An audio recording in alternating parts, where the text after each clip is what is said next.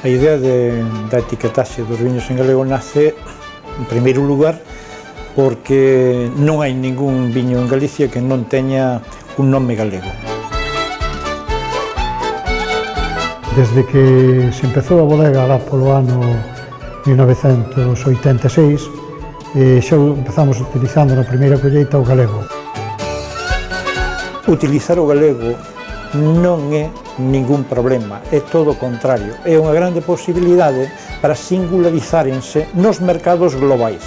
Que non se singularice hoxe no mercado global está abocado ao fracaso. As bebidas máis prestixiosas, un champán ou un whisky, un vodka, están na lingua de orixe das botellas. Galicia é símbolo de calidade en produtos alimenticios, entonces isto ao viño, en vez de quitarlle mérito, dáballe máis mérito. Deixa que o viño fale, nos referimos efectivamente a que fale no seu idioma, non se lle coute, non se lle reprima, baixo o pretexto de que se fala en galego non vai ser entendido en Alemania.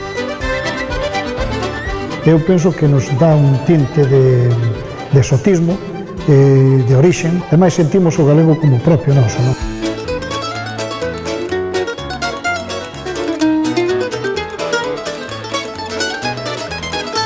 Ben falado! Un porco que aínda é pequeno é un... porquiño.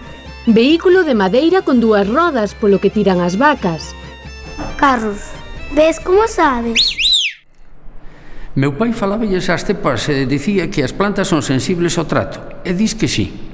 Os viñeteiros galegos que mandan os seus viños polo mundo etiquetados en galego fan ben, porque o galego é a lingua que esas cepas oíron falar.